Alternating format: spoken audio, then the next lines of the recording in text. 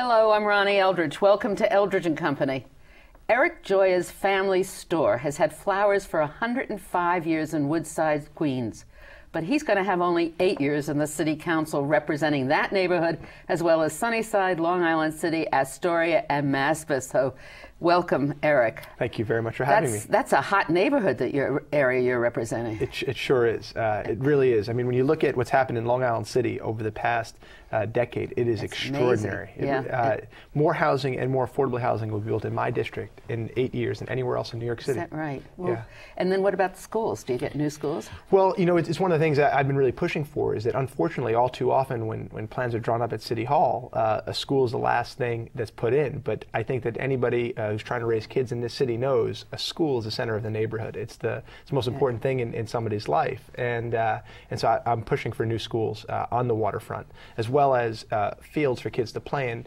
The opportunity we have in Long Island City is to really reclaim the waterfront and build a place that a 21st century city where people say, wow, I could commute to work in a short period of time, live in a house I'm proud of, my kids can go to a brand new good school, and I can go and take a jog from Brooklyn all the way up to the Bronx on this sparkling waterfront. Yeah. So I hope that you do it faster than we've been able to do it on the west side of Manhattan. I mean, as long as I can remember, they've been talking about developing.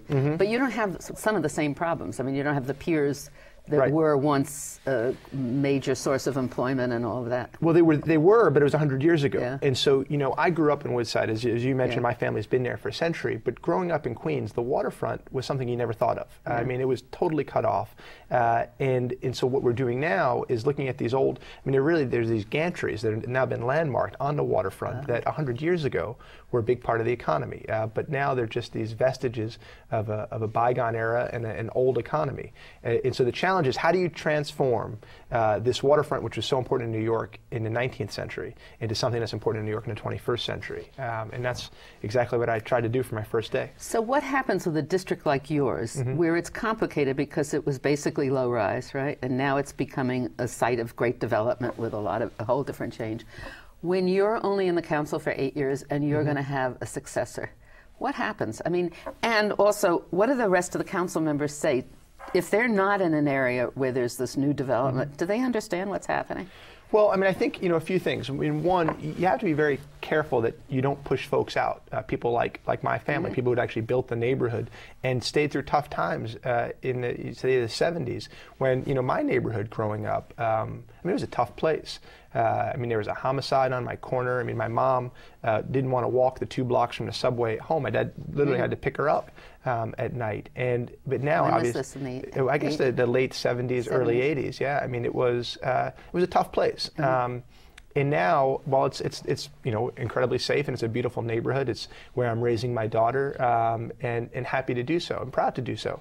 So the challenge is, how do you make sure that all the things you want in a neighborhood, a great school, a safe neighborhood, a place that people can afford to live, happens, and the people who made it don't get pushed out. And you don't lose the character. And you don't lose the character, precisely. And it's been a challenge, but it's exactly what we've been trying to do. I'm happy one of the new buildings that's going up in Long Island City, I spoke to the person putting it up, and he said to me, I want to put a coffee house in, but it's not going to be Starbucks. He said, I actually want someone from the neighborhood to run a coffee house. That's great. And so I think there's a recognition that in other parts of the city and other parts of the country, maybe development went wrong. Maybe it was too much development, overdevelopment that destroyed the character of neighborhoods. And we have a chance here to get it right, to learn from some. My neighborhood has certainly changed drastically. That's between 59th and 72nd Street. I mean, it's a whole different city now, and it's different with the people, it's different with the stores, it's different with the whole sense of living someplace. That's for sure. You know, what's also interesting about... You have a historic district in your... I do. I just landmarked Sunnyside Gardens, which I was really proud to do. Sunnyside Gardens, which is this just gorgeous place to live. It's where I live, actually. It's the biggest landmark district in Queens, and it was, people thought, critics thought, well, you can't do this in Queens. The homeowners are going to oppose it. And the truth is that the vast majority, and we're talking over 70% of the folks who live in the historic area were for this. When they learned the facts, when they learned what it would do, when they realized that it would protect the character of this neighborhood, not just for us, but for generations. It's really... Let's just briefly explain why a homeowner wouldn't want that. Well, Oh, you mean argue the other side? Yeah, right. Well, I mean, I think that there's a historic fear of what government intrusion would be. You know, folks say, well, I own my house, and you're going to put all this burden on me, and if I want to put on a new roof, I ought to be able to put on a new roof, and I don't want to. This kind of libertarian argument. That's not invalid. Right. But I think when people realize that it isn't a burden, that in fact we're all better off, and especially what maintains the character. It maintains the character of the neighborhood long term. And so this is exactly the type of balance I've tried to strike. We've rezoned the waterfront. We've rezoned and upzoned Queens Boulevard to allow affordable and middle-income housing. I mean, a cop and a school teacher ought to be able to afford to live in my neighborhood. My sister's a school teacher, her husband's a corrections officer. They felt like they were getting pushed out.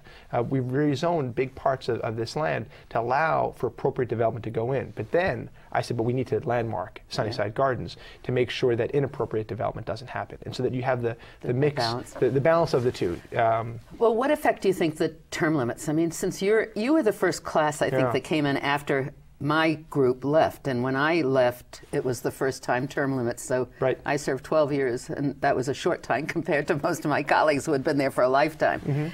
So now, is it really it'll be pretty much clear of anybody who's been there? Yeah, I don't know. I guess about 35 members of the 51 members in the council will be term limited again. You know, and I got in when term limits happened in 2001.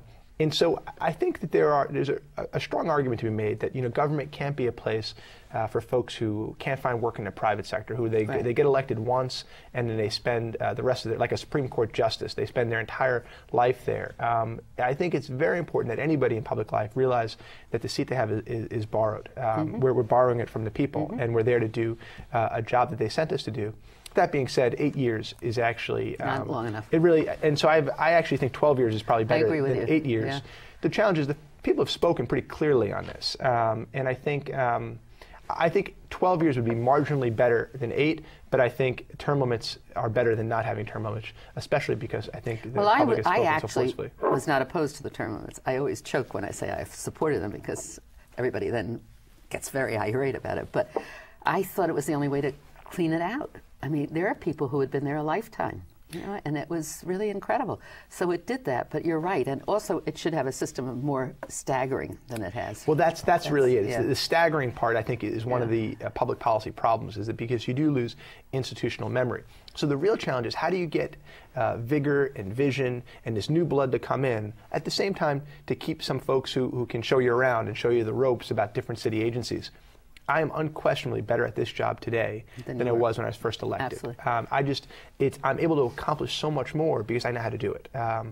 You know, I probably had the same rate of ideas. The ideas were coming in just as quickly when I was first elected as now, but now I know how to implement them so much more quickly. So is there going to be a race for your seat? Well, yeah, well, sure. You know, it's term limits, which is great. I mean, that's one of the insights I had when I first ran was that folks don't participate in the process. They're not engaged in the political process, not because they don't care, but because they think they can't make a difference. And what term limits, I think, does so wonderfully is it brings folks off the sidelines. It's interesting. And it worked in my neighborhood. I mean, I won in a 5-way primary about 3-1, and I won by the biggest margin in the entire city when I ran, against really difficult odds. Because the regular people, the guy who owned a pizza shop and the person from the PTA, people who never had before collected petitions or volunteered or given money, really participated in my campaign in a huge way. And I anticipate the same will happen in 2009. Did you have you didn't have an incumbent? I didn't have an incumbent. Right. I ran in a district without the incumbent. It was Ruth Messenger, and she became borough president. And I ran against 6 or 7 people, and I also beat them. I beat them 2-1, but anyway, it was amazing. And it was a great campaign. So now we're seeing more participation in the national scene, right? Well, let me say, what's happening now, this is exactly what we need to see happen. Because grassroots campaigns, not only are they good to get elected, but when you put together that coalition, it's good for governing. You can change schools, you can change neighborhoods, you can do things that people should expect from government, but stopped expecting a long time ago. It's more than just putting together, it's activating people. That's exactly right. That's what it is. It's giving them the power. It's empowering them to really make a change. It's really so And when exciting. people realize that their effort leads to direct, we can build this park. There's no reason for the kids not to have a baseball field, or there's no reason that we don't have after-school programs, or why don't we have a new library on that empty lot? When people realize the power they have coming together. And a little bit, it demystifies the whole system to them. It shows, because actually what's always interested me is they have the ultimate power. When they organize and go to an elected official, they are very effective, right? Oh, I'll tell you a story. It's just so amazing. I have a guy in my neighborhood, his name is Lou Story, a really good guy. He works on Wall Street, lives in Sunnyside Gardens, and he came to see me. It must have been my first month in office, and he'd helped in my campaign. And he said, Eric, he said, I really hate the graffiti. He said, the graffiti drives me crazy. I take the 7 train home at night. I see the graffiti everywhere. He says, you need to do something about it. And I said, well, Lou, I said, I'll do everything I can about it. I said, I'll write tougher laws. And what I did was I actually went out and I spoke to every junior high school student in my district, every junior high school. I deputized them and talked to them about why graffiti was tough. I said, but I can't do this on my own. I said, I need your help. I said, if you go out and start a nonprofit that paints over graffiti, I'll get you some seed money. I'll go out and help you raise some money from corporations, and I'll help you with volunteers. Well, he turned me down at first, but about a month later he comes back and says, I'll do it. When I tell you, you can't find graffiti from about 52nd Street and Skillman Avenue. You can see where the district begins and ends. My goodness, and now he's expanding his catchment area, neighborhood by neighborhood. And what happened was that hundreds of people began to volunteer on weekends to paint over graffiti. And then they began to talk, and they said, well, wouldn't it be great if we had a green market in the neighborhood? And they petitioned me for that. Now there's a green market in Sunnyside. And so it is exactly that, activating citizens, showing them that if they work together, they can make a positive difference. That's what makes progress. That's we always exactly need those strong advocates, no matter what they are outside, to make any change, because otherwise it would always be the status quo, right? Exactly right. And it's getting people to believe again that they can make a difference. And once that happens, well, it's extraordinary. So what do you think of your experience for 8 years in the City Council? I've loved it. You know, when I first ran, people said to me that I wouldn't be able to make a difference and I wouldn't like the job, that I'd run up against this impenetrable bureaucracy, there'd be red tape, and the status quo that we hear so much about. And I'm happy to say after, gosh, how long have I been? About 6 years, 7 years? I know I've made a difference in the life of the neighborhood, but really in an individual level. I mean, I can point to kids who are going to college because I started a college prep program, or, you know, I opened the first bank ever in Queensbridge houses. And, you know, people who live in other parts of the city say, well, what's the big deal? There's a bank, you know. I mean, if you walk out of this studio, you'll find 20 banks within a mile. Queensbridge Houses is the biggest housing development in America. 96 buildings, almost 20,000 people. And it's way up. It's underneath the, if you drive over the Queensboro Bridge, the 59th Street Bridge, and look north, you'll see it's vast. People always wonder, what is all that next to the power plant? Well, it's public housing. And there's never been a bank within a mile. And so if you're someone who's a school crossing guard, or you're in a job that's paying you $20,000 or $25,000 a year, and you're living in Queensbridge with your kids, if you don't have a bank account, you can't get a credit card. Forget about getting a mortgage. And so you are now trapped in this cycle of poverty. You're having to pay your rent, going to a check cashing place, getting a couple of bucks siphoned off every single month. And so I did a study. It turned out 60% of the people didn't have a bank account. That's what I was going to ask. 60% didn't have it at that point. Any bank 40% had never had one their whole life. And so I was able to convince the bank to move into the neighborhood. Amalgamated Bank opened up in April, and then they had to teach people or let them know what the advantage is and how they could do it. And it makes a huge difference in people's life. Because, I mean, look, the truth is government can't promise folks you're going to be born rich, but it has to promise folks that if they do everything right, if they do everything we ask of them, they've got a fair shot, and their kids have a fair shot. And that is, you know, some of the things that you can bring into a neighborhood. And it happened, it was my idea, but it was the people who rallied. I mean, we marched down 21st Street in the middle of winter with, I mean, about 1,000 people. The spontaneous chant was, we don't want a liquor store, we want a bank. And where did you march to? Just to march? We marched from the elementary school to the housing development to show the distance. I mean, and the television cameras looked around and you saw, you know, a couple of check cashing places, a couple of liquor stores, but no bank. And I chose the school to begin there because it's my theory that a public school is the center of a neighborhood, and that's where all good things should emanate from. And I'll always remember a little kid. I looked at a little kid and I was giving him a hard time. I said, "What are you doing? How come you're marching with us today? It's so cold outside. Don't you want to be inside?" And he looked at me.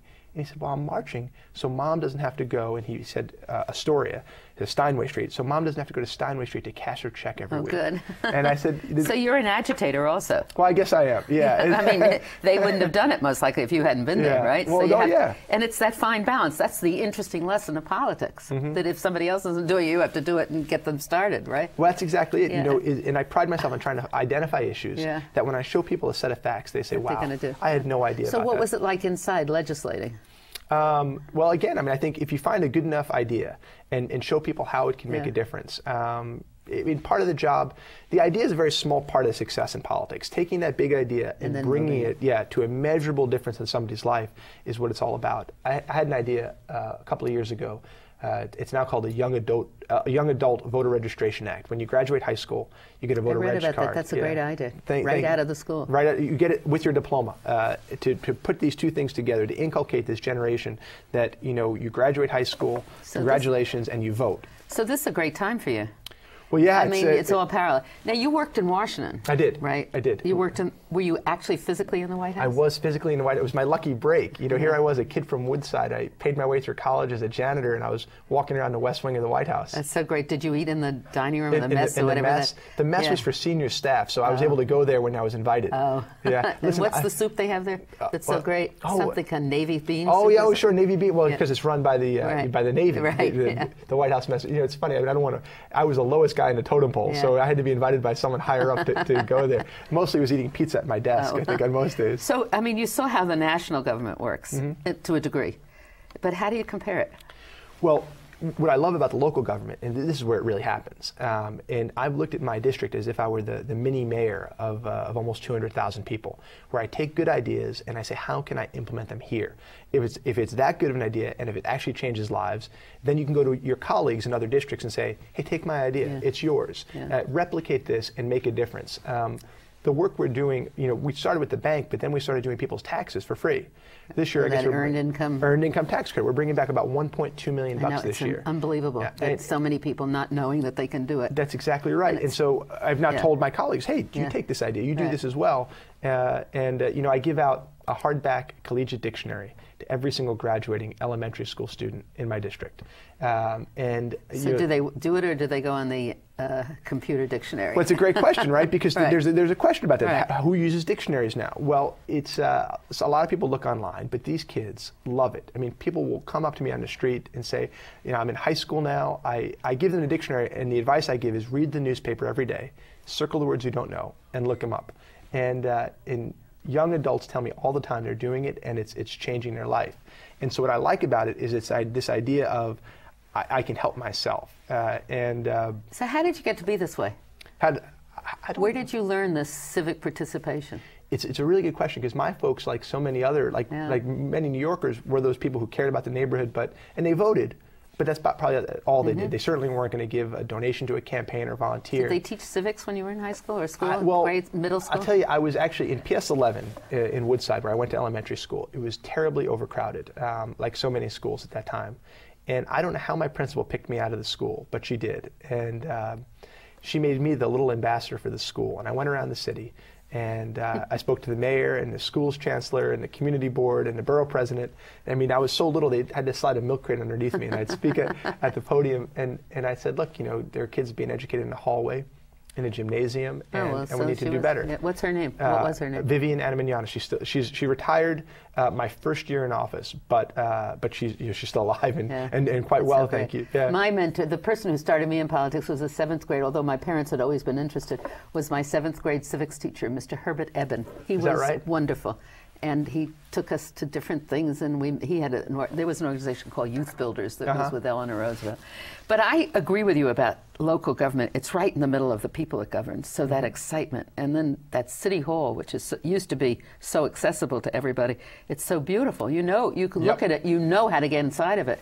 You go to Washington, you really can't figure out how to get in some of those very intimidating buildings, right? That's right. And the great part about New York is that if you get it right here, you find other cities across the country replicating what you've done. So I mean, I love it. It's this little laboratory. I call it a laboratory for democracy, right? You come here, you have a good idea. Let's make it work. And your point on a teacher changing your life.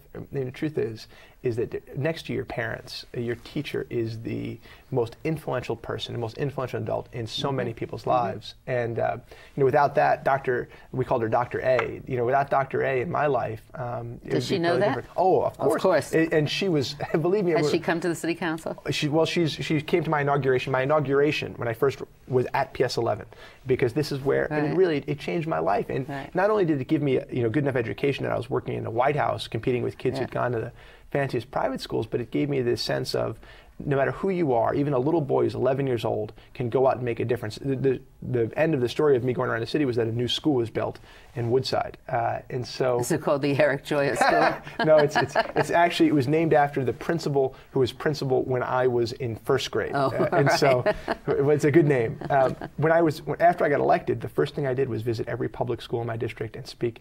Gosh, I'm trying to think how many thousands of students I spoke to. We tabulated it at some point, but it was thousands of students, and because I wanted them to see, when I was a kid, I didn't realize you could do this. I thought you had to be rich or be well connected, and kids want to be what they see. And if you can show them that with hard work and persistence and a little bit of luck, that you can accomplish, whether you want to be in the city council or you want to be a doctor or a lawyer, that's what the city's about. And so much of what I do on a daily basis, so where do my ideas come from, is I look at my own life and say, well, how did it work? Exactly. And how do I replicate this for other kids right. in my neighborhood and across the city? And experiences also that you see and you can do something about makes an enormous difference. Exactly right. So now, how many people are leaving the council? I think it's 35. I think 35. And what are they all going to do? Is everybody scrambling around? They're looking for television shows to host. Is that right? They saw me, right, or something. You blazed a trail. We all want to be Phil Donahue. Yeah, right. So would I, but it's all right. Anyway, so what are they're all running for different offices? I think you have a lot of people, I think a lot of people, who want to, some folks had a career before they came to the council. Others, I think, want to continue in public service. And so I think you'll have a lot of folks running for different things: borough president, local assembly, or state senator, citywide office. And those people are also term limited. So the Queensborough president is term limited. She's leaving. Yeah, right? Helen is leaving. Yeah. A number of folks are lining up for that seat. I think you'll see that across the board. It'll be a very active year. A number of people are running for mayor, and then all the way down. I think in neighborhoods across the city. In some ways, it's kind of usually, especially in a presidential year, the top of the ticket drives turnout, and that of course always happens. But when you have all these seats open and you have 5 or 10 folks running, and it's very exciting. Yeah, it's almost more exciting than the mayoral will be. Yeah, it really is. Yeah. So when I was in the council, every effort was thwarted, although some I managed to overcome. You ran as an independent, but I've noticed that you've done very well. I see that you've been on the land, you've been on all the important committees, right? That I could never have aspired to. How do you manage that? Well, what was amazing was that there was no seniority when we got in, and that's what was so great about all of us coming in together. Is that I didn't have to sit there and wait 10 years before I got it. I was a chairman on my first day, and so it really did shake up the system. Is that once you take away this idea of seniority, then it becomes a battle of ideas and who's working the hardest, and it was great. And so so I got seats on some important committees: zoning and land use.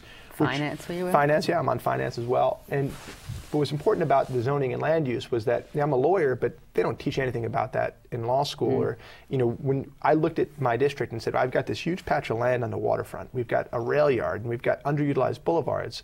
It was my knowledge I picked up on the land use committee that allowed me to go out there and rezone these things, which has now resulted in all this housing being built. That's really interesting. And then you also talked before about your family not only owns the building that the flower shop is in, but they own adjoining buildings, and they're low buildings, That's right. And they're in a site that some developer could come along and say, yeah, I like that site. Well, it's a perspective I bring, I think, to City Hall, is that I grew up in a little flower shop. It's a small business. The big joke in my family is I'm allergic to flowers, and that's why I had to find something else to do with my life. But are you really? I really am. Yeah. I go once a month for my allergy shots. It's much better now. That's a bad thing. But when I was a little kid, my eyes used to get watery and my nose is stuffy, and Grandma would still give me the broom and I'd have to sweep up. I think she thought I was lazy, was why I didn't want to work there. But that perspective of this, small mom and pop shop, but also, it's hard work and all the things that come with it. But it also gives me a perspective on other issues that come before you at City Hall. Recently, there's been a lot of the use of eminent domain in City Hall, whether it be in Brooklyn or uptown in Columbia or in Queens at Willets Point. And the big case up in New London, Connecticut. New London. Right. Now, the New London case, that went to the Supreme Court, which, in my view, it's a fascinating decision. Rarely have I so agreed with the dissent. The dissent was written by Sandra Day O'Connor. And she said, if you use eminent domain for economic development, then who says, where do you draw the line, basically? What can't be economic development? When I look at my family flower shop, what always concerns me is that someone going by and the 7 train looks down and says, what are these folks doing with all this property? It's a flower shop. It's never made much money. I bet you we could put up a big building there. So does government come along and then take that and give it to somebody else? I mean, I think not, right? I mean, if you respect property rights, you have to respect property rights for the little guy as well as the big guy. That's how Mario Cuomo got into politics, right? Exactly Forest right. Hills, or where Corona, when they're going to take part of a field and some houses, right? Exactly right. So what's the answer, though? You can't thwart some very sensible development. Well, I think there are some clear things that are what government does. You build bridges, you build roads, you build a subway. I think that the link between government purpose becomes more tenuous when you begin to talk about economic development. Oh, well, economic development is the overall thing that they use all the time, right? The number of jobs it generates. We never know whether that generates jobs. Right. It loses. It's all those tax incentives that we give and everything else. And so I think if you look carefully at the New London decision, what they say is, and I think I was reading a law review article about this where they say it was probably decided correctly legally. But if you read it closely, what they're saying is, we're telling you can do this.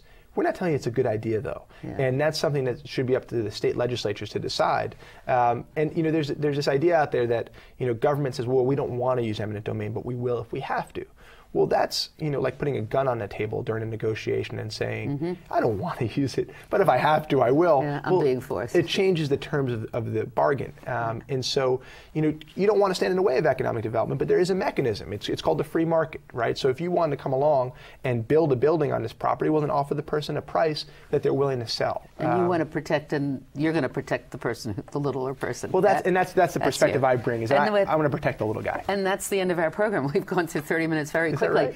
Anyway, Eric, it's great to talk to you. It's inspiring, and you certainly are very current with the movement in the country. So lots of good luck. Thank you so much. Thank you. It's been a pleasure to be on.